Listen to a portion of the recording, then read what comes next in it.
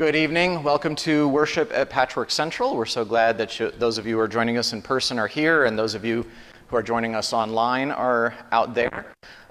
We will have moments in the service where we're sharing our names, so those of you online can share your names in the comments section of the live stream. Also, we'll have prayer concerns and joys, so if you wish to add those in now, that way I'll be able to incorporate them in the prayers when that time comes. We'll be sharing gifts together, so if you have any gifts to share, we'll be doing communion together. So if you want to gather your elements now, a little bread or cracker or something, a little cup of juice or wine, whatever is meaningful to you, and we'll share at the table later in the service. And then, of course, we'll have announcements at the end, so announcements for the good of the Patchowrk community should be shared there as well. So tonight, what I'm going to share with you is not my sermon, but someone else's. The gospel lesson for today is the very, very familiar story of the Good Samaritan. But what a lot of people don't know is that there is a very famous sermon by Martin Luther King Jr. And they remember it for other things, but they don't remember it for his exegesis of the Good Samaritan. So we'll be sharing that this evening. But first, let us gather ourselves into community by sharing our names. I'm John. Helen. Laura. Bill. Amy. Nils. Kane. Susan. Welcome, everyone. And who do we have online? Looks like Natasha Hayes is here. I don't see anyone else signing in quite yet. But as we go through the service, if more folks join us, we'll check in with them at that time. We move on to celebrations. I know we had one recently. Bill's birthday was Friday. And then this coming Saturday would have been Alan's 100th birthday. So, and of course, we'll be having that celebration of life the week after. So are there other celebrations, birthdays or anniversaries? Yeah. Thursday was our grandson's birthday. Thursday was Ethan's birthday. Was Ethan's birthday, so. He was Bill's 60th birthday. And he turned 18? No, 19. He turned 19. So, any others? Okay. So I won't do the reading of the Good Samaritan because King is going to retell it in his own inimitable way during the sermon, so I'll just leave that there.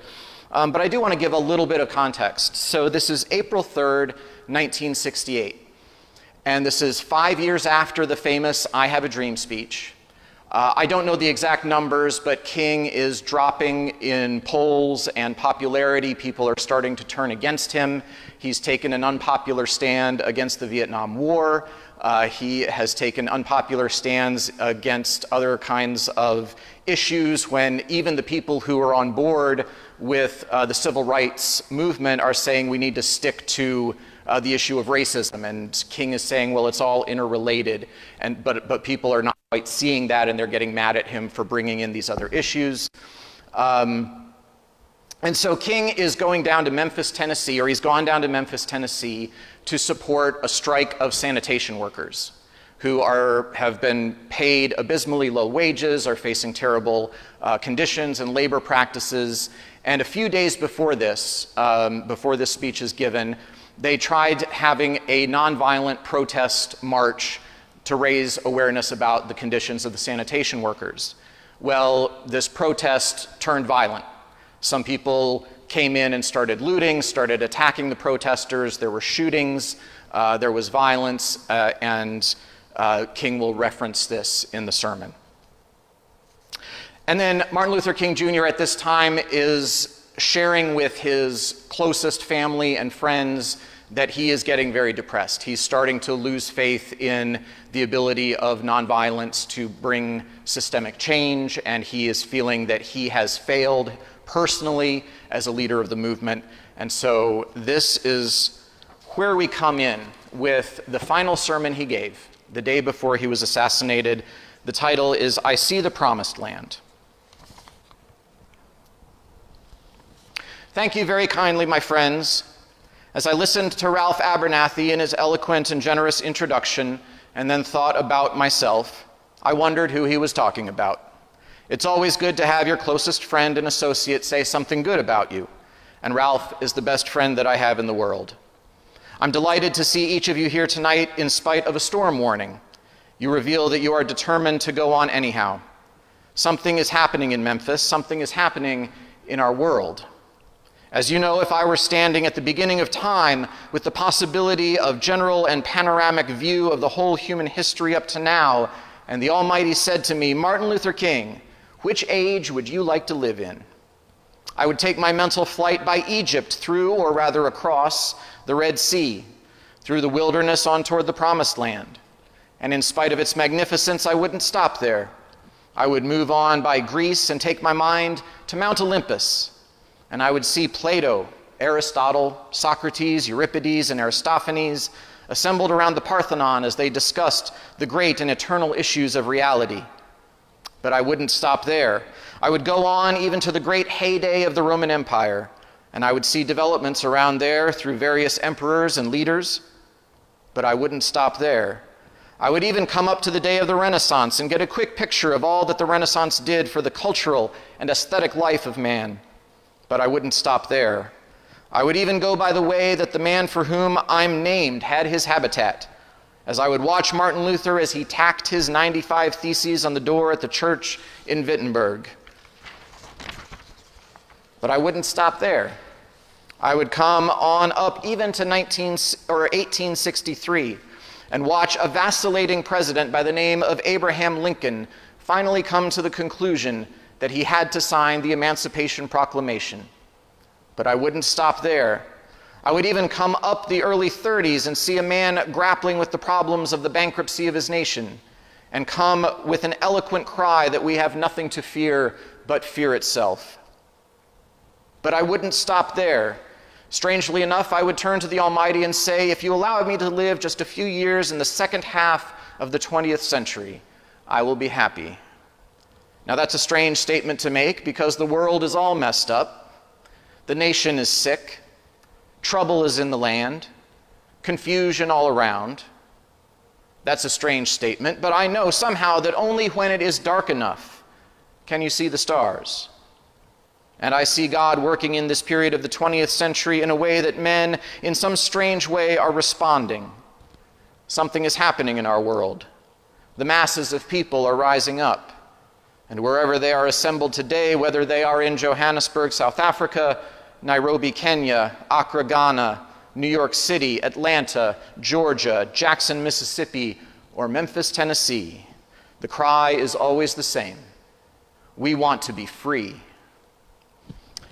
And another reason that I'm happy to live in this period is that we have been forced to a point where we're going to have to grapple with the problems that men have been trying to grapple with through history.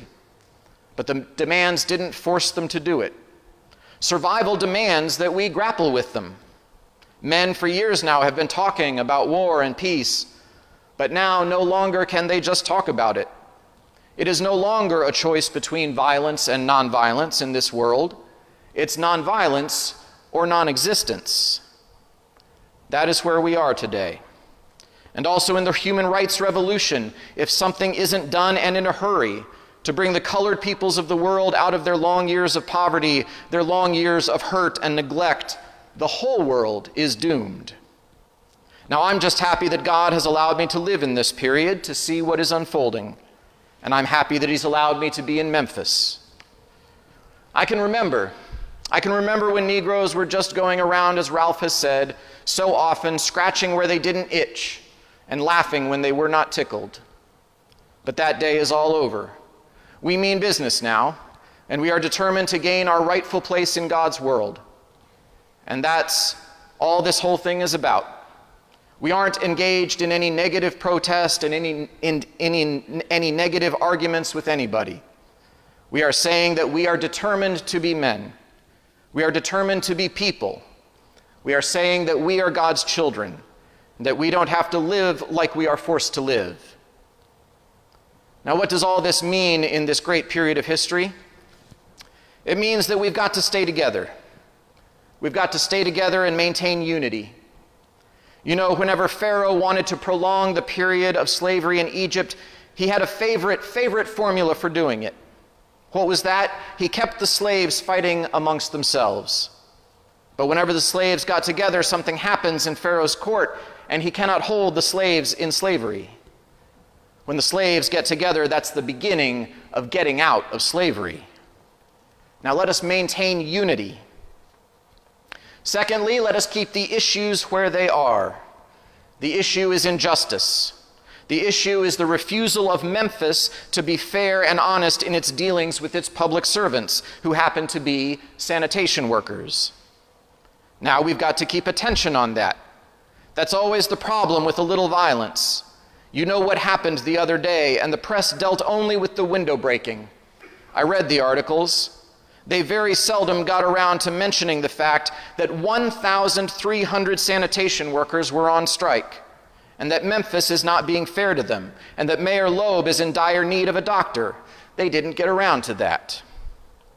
Now we're going to march again, and we've got to march again in order to put the issue where it is supposed to be, and force everybody to see that there are 1,300 of God's children here suffering, sometimes going hungry, going through dark and dreary nights, wondering how this thing is going to come out. That's the issue. And we've got to say to the nation, we know it's coming out. For when people get caught up with that which is right and they are willing to sacrifice for it, there is no stopping point short of victory. We are not going to let any mace stop us. We are masters in our nonviolent movement in disarming police forces. They don't know what to do. I've seen them so often. I remember in Birmingham, Alabama, when we were in that majestic struggle there, we would move out of the 16th Street Baptist Church day after day. By the hundreds we would move out. And Bull Connor would tell them to send the dogs forth, and they did come. But we just went before the dogs singing, "Ain't Gonna Let Nobody Turn Me Around." Bull Connor next would say, "Turn the fire hoses on." And as I said to you the other night, Bull Connor didn't know history. He knew a kind of physics that somehow didn't relate to the trans physics that we knew about.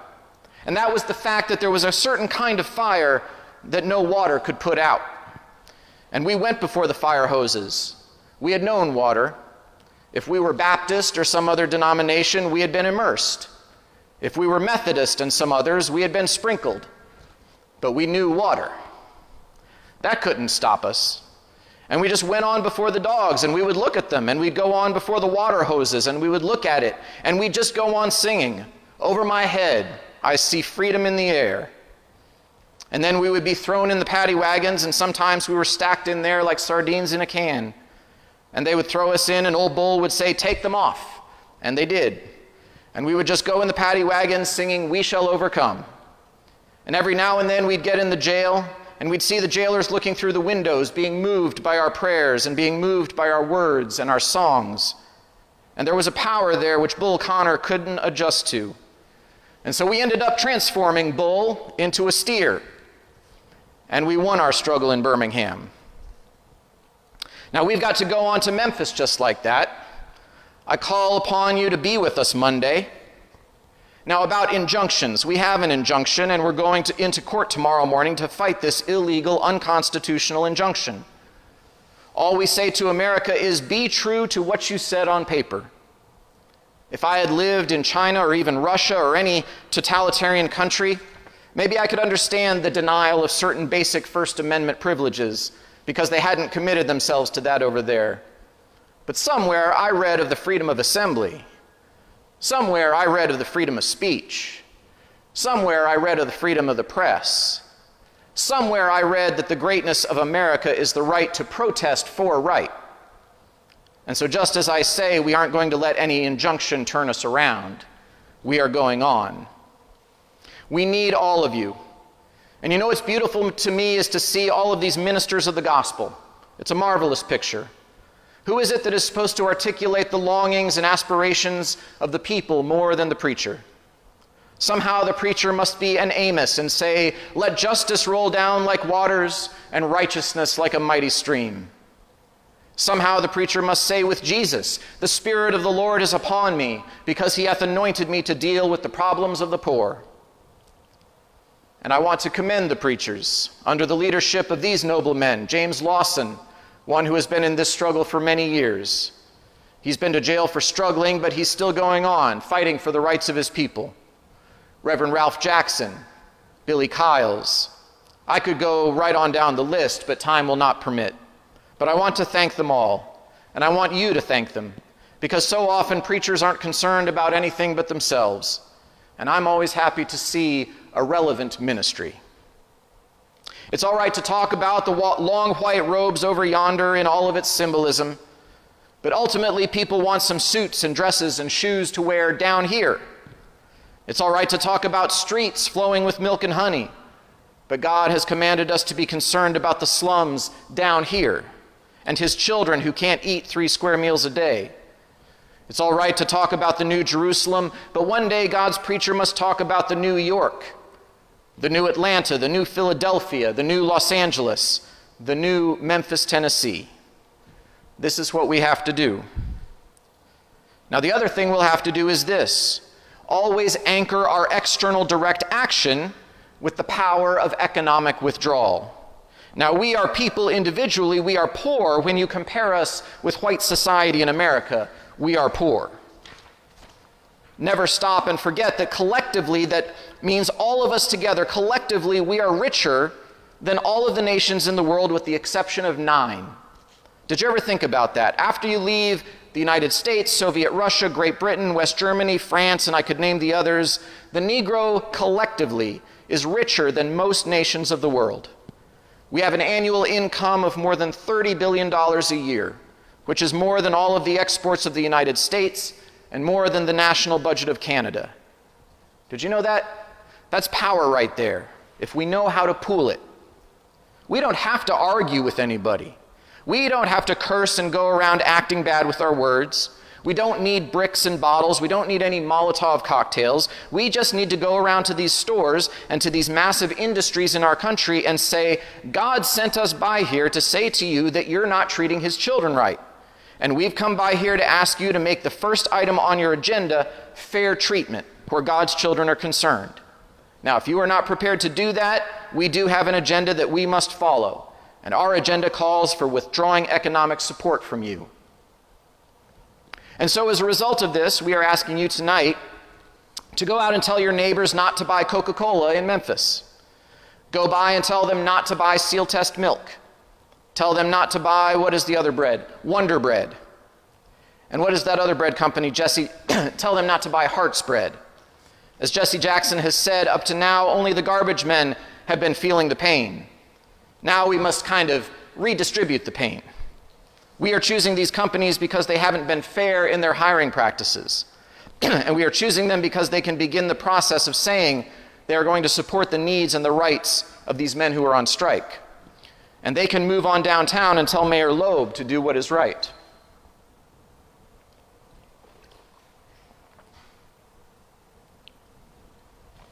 But not only that, we've got to strengthen black institutions. I call upon you to take your money out of the banks downtown and deposit your money in Tri-State Bank. We want a bank-in movement in Memphis. So go by the Savings and Loan Association. I'm not asking you to do something that we don't do ourselves at SCLC. Judge Hooks and others will tell you that we have an account here in the Savings and Loan Association from the Southern Christian Leadership Conference. We're just telling you to follow what we're doing. Put your money there. You have 6 or 7 black insurance companies in Memphis. Take out your insurance there. We want to have an insurance in. Now, there are some practical things we can do. We begin the process of building a greater economic base. And at the same time, we are putting pressure where it really hurts. I ask you to follow through here. Now, let me say as I move on to my conclusion that we've got to give ourselves to this struggle until the end. Nothing would be more tragic than to stop at this point in Memphis. We've got to see it through. And when we have our march, you need to be there. Be concerned about your brother. You may not be on strike, but either we go up together or we go down together. Let us develop a kind of dangerous unselfishness. One day a man came to Jesus and he wanted to raise some questions about some vital matters in life. At points, he wanted to trick Jesus and show him that he knew a little more than Jesus knew, and through this, throw him off base. Now, that question could have easily ended up in a philosophical and theological debate. But Jesus immediately pulled that question from midair and placed it on a dangerous curve between Jerusalem and Jericho. And he talked about a certain man who fell among thieves. You remember that a Levite and a priest passed by on the other side. They didn't stop to help him. And finally, a man of another race came by. He got down from his beast, decided not to be compassionate by proxy, but with him administered first aid and helped the man in need. Jesus ended up saying this was the good man because he had the capacity to project the I into the thou and to be concerned about his brother. Now, you know, we use our imagination a great deal to try to determine why the priest and the Levite didn't stop. At times, we say they were busy going to church meetings, an ecclesiastical gathering, and they had to get down to Jerusalem so they wouldn't be late for their meeting. At other times, we would speculate that there was a religious law that one who was engaged in religious ceremonials was not to touch a human body 24 hours before the ceremony. And every now and then we begin to wonder whether maybe they were not going down to Jerusalem or down to Jericho, rather to organize a Jericho Road Improvement Association. That's a possibility. Maybe they felt it was better to deal with the problem from the causal root rather than to get bogged down with an individual effort. But I'm going to tell you what my imagination tells me. It's possible that these men were afraid. You see, the Jericho Road is a dangerous road. I remember when Mrs. King and I were first in Jerusalem. We rented a car and drove from Jerusalem down to Jericho. And as soon as we got on that road, I said to my wife, I can see why Jesus used this as a setting for his parable. It's a winding, meandering road. It's really conducive for ambushing. You start out in Jerusalem, which is about 1,200 feet above sea level. And by the time you get down to Jericho, 15 or 20 minutes later, you're about 2,200 feet below sea level. That's a dangerous road. In the day of Jesus, it came to be known as the Bloody Pass. And you know, it's possible that the priest and the Levite looked over at that man on the ground and wondered if he was merely faking. And he was acting like he had been robbed and hurt in order to seize them over there, lure them there for a quick and easy seizure. And so the first question that the Levite asked was, if I stop to help this man, what will happen to me? But then the Good Samaritan came by and he reversed the question. If I do not stop to help this man, what will happen to him? That's the question before you tonight. Not if I stop to help the sanitation workers, what will happen to all of the hours that I usually spend in my office every day and every week as a pastor. The question is not if I stop to help this man in need, what will happen to me? If I do not stop to help the sanitation workers, what will happen to them? That's the question. Let us rise up tonight with a greater readiness. Let us stand with a greater determination. And let us move on in these powerful days, these days of challenge, to make America what it ought to be. We have an opportunity to make America a better nation. And I want to thank God once more for allowing me to be here with you. You know, several years ago, I was in New York City autographing the first book that I had written. And while sitting there autographing books, a demented black woman came up. The only question I heard from her was, "Are you Martin Luther King?" And I was looking down writing, and I said yes. And the next minute, I felt something beating on my chest. Before I knew it, I had been stabbed by this demented woman. I was rushed to Harlem Hospital. It was a dark Saturday afternoon. And that blade had gone through, and the x-rays revealed that the tip of the blade was on the edge of my aorta, the main artery. And once that's punctured, you drown in your own blood. That's the end of you. It came out in the New York Times the next morning that if I had sneezed, I would have died.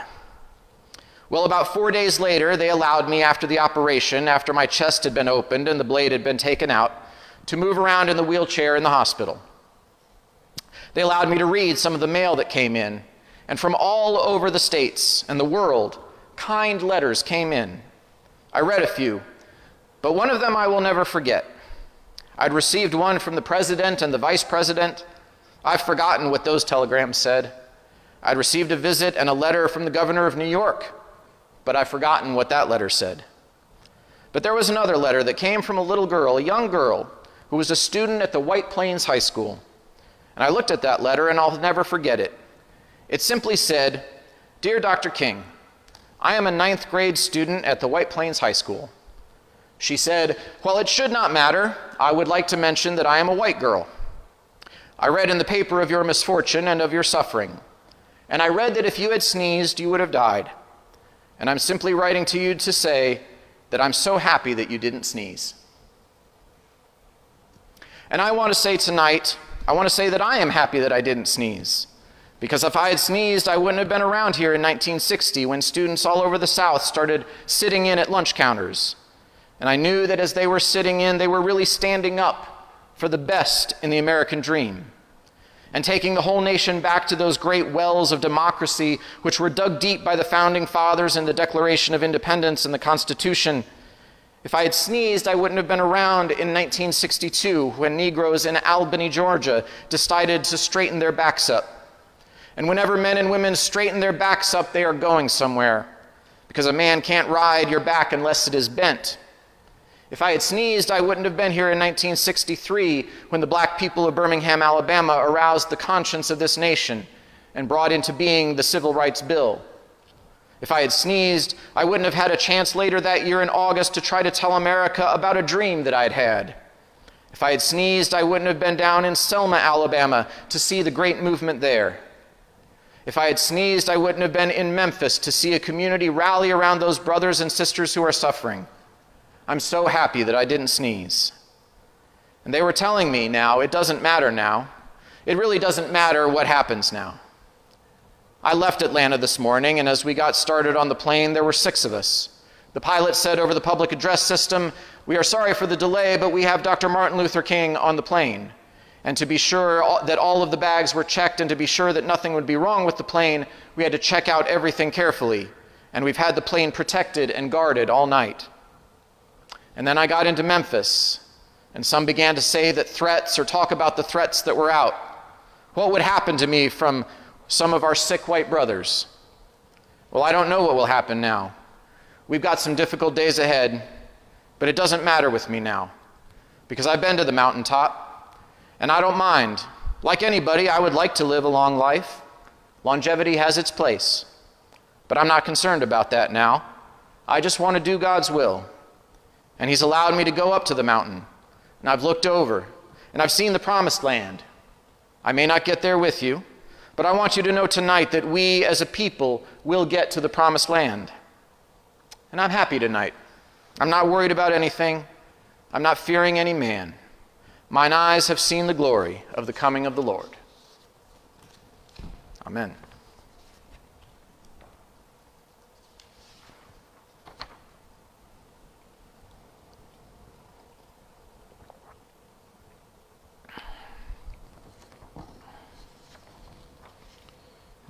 Looks like Sean has joined us, so welcome, Sean.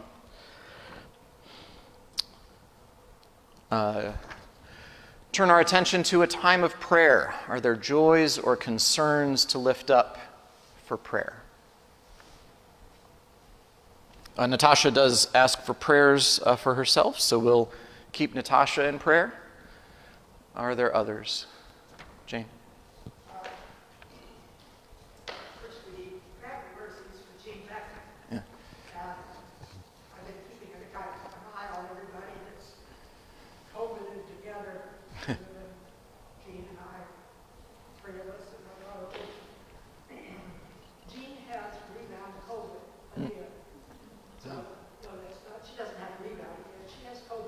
Again.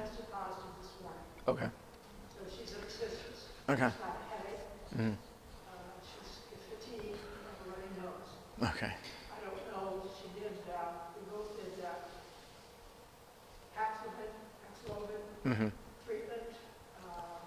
I have no idea if she was elected to do that a second time or not. Mm-hmm. But she did the first and she did the one time. I kind of kept track of how those things go back. I don't know how she had a rebound. Right. She did in fact accident twice. Yeah. So prayers for Jean Beckman, who is sick with COVID again for a second time, and also traveling mercies for her travels home. Others to lift up. Yeah. Sean lifts up prayers for my dad who's going to have back surgery at the age of... So prayers for Sean Craddock's father who is going to have back surgery, and he's 85 years old, so that presents some risks and complications. So keep Sean's father in prayer for that surgery. Any others? Our son is having some health issues, and we were unable to talk with him today. Hopefully this evening we'll be able to reach him. Okay. I'm not going to say anything else. That's fair. The Fisher's son, Robert, is having some health issues, so we'll keep Robert and, of course, the whole family in prayer for that. Also, please keep my father in prayer, John. He's also having some health issues, having some tests run. We're waiting on some tests to come back, and some tests will be done in the future, but there are some things going on that would be nice to keep him in prayer as well. Any others? Let us go to God in a spirit of prayer. God, you are the healer of our every ill. You are the shalom, the wholeness that binds together all of the brokenness and sickness of the universe. We ask that your love be made concrete, that your healing power be manifest in the names that we have lifted up, in Jean and Robert and John, Natasha, Sean's father.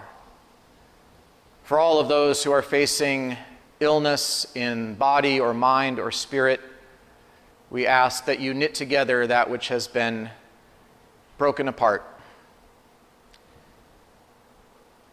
We ask that your presence be with us in the midst of all the problems of the world. We heard Dr. Martin Luther King Jr.'s words in response to many of the problems that were going on in his day, and many of them are still with us today, sometimes in a different form. But violence, injustice, oppression, authoritarianism, all of these things are still very much threats in our world. And we ask that you work through the systems and leaders of nations and states and communities and neighborhoods to help right those injustices, to help create a place where all of your children can get all of their needs met.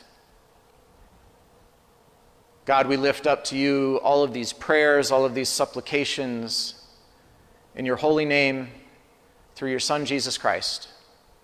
Amen.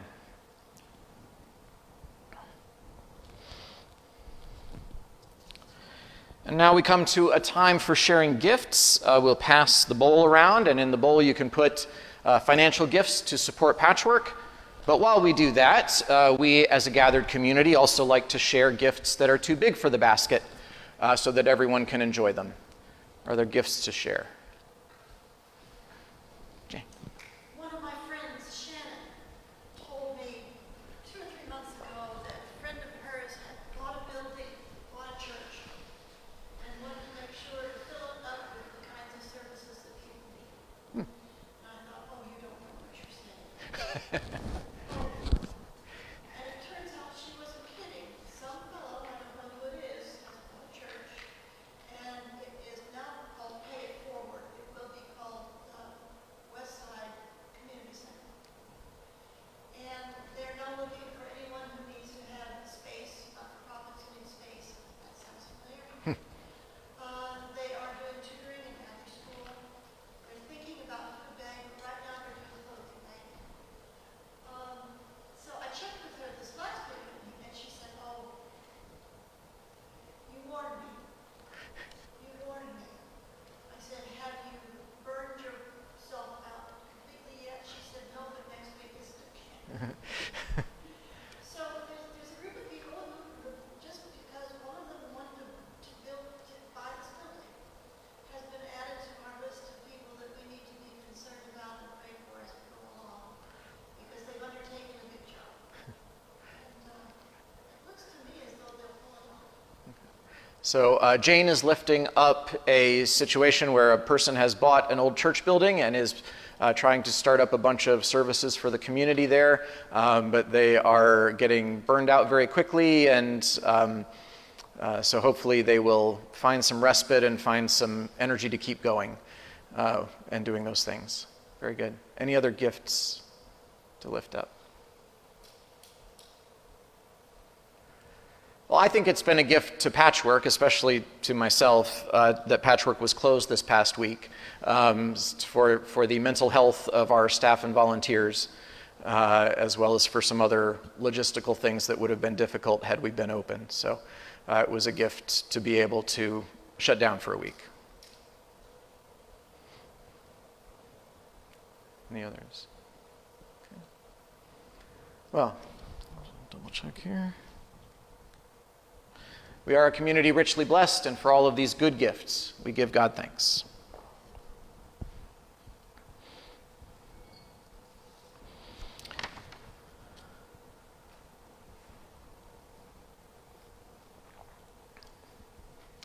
We now prepare ourselves to come to the communion table.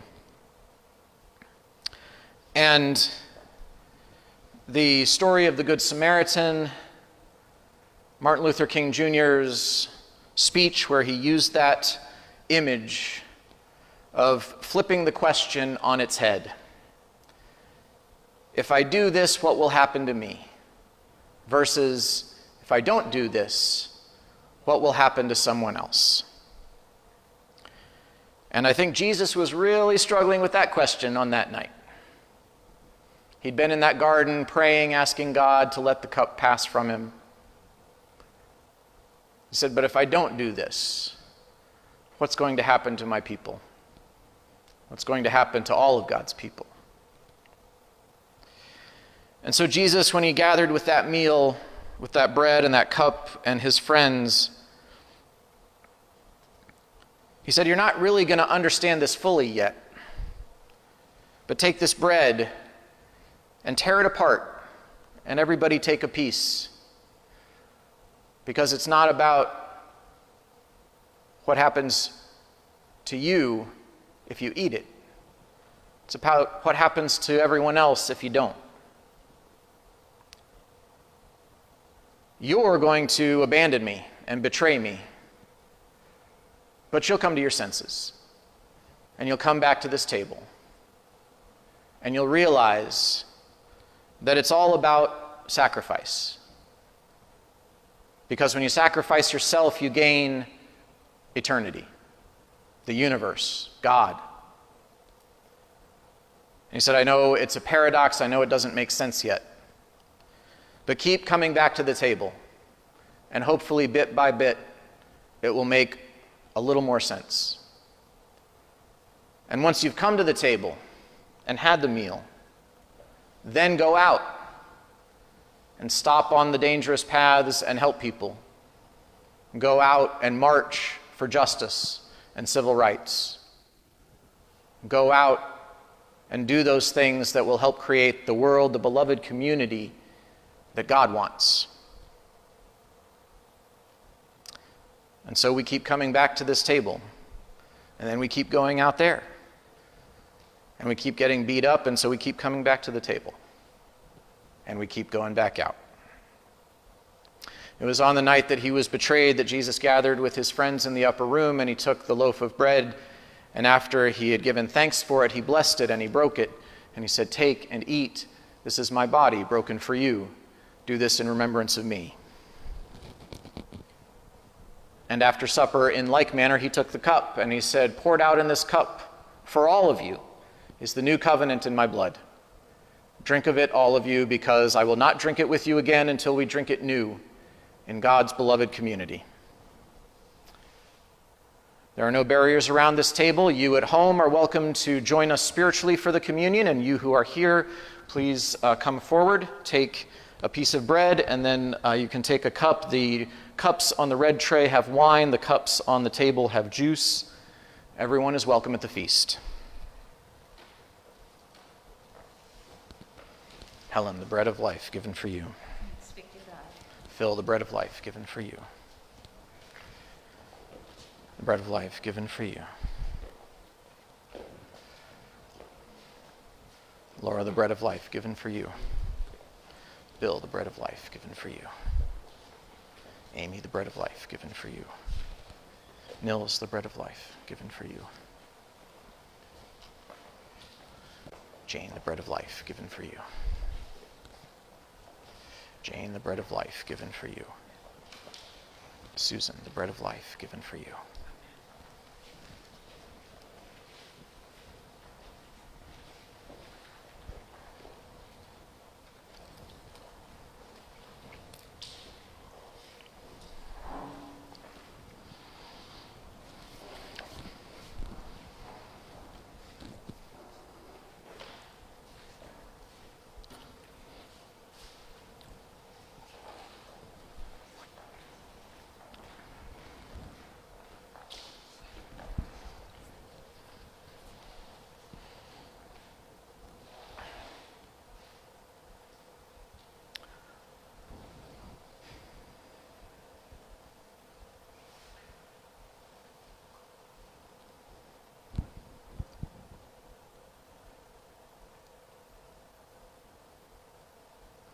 Our service is almost concluded. Are there announcements for the good of the community? I'm aware of one. Next Sunday, we are scheduled to have a community meeting. We also did, I have not checked my email this week. We did have an opening for worship leadership next Sunday. Yes. As far as I know, we still are in need of worship leadership next Sunday, but we are covered for the following Sunday, the 24th, and for the 31st. So please think about possibly leading worship next Sunday. You and Karen both were possible if no one Yeah. else. Yeah, if no one else steps forward, Karen and I will fight it out. Jean Beckman. Yeah. At least that is the current plan. And she's aware that we'll have musicians here and everything. Yeah. This Thursday Oh, right. is the end of the children's summer program, so we'll have the garden feast happening here. It's not going to be quite like past garden feasts where we were feasting on things from the garden or from other people's gardens. But we will have John's current church that he attends. Bethany Christian Church. Bethany Christian Church is providing a meal for us, Right. which is really nice. Yeah. This Thursday, children's program, garden feast for the end of the summer programming with food provided by Bethany Christian Church. So, and everyone is welcome to that. Well, Oh, are we? Are we doing that? I don't know. No? I mean, Okay. we have gotten it reduced down a little bit more Oh, okay. because of COVID, but also just with child safety. D. Okay. If you would really like to come, contact us and we can talk about it. Any other announcements? Okay. Well, then our worship service is concluded, and let the people of God say, Amen. And go in peace.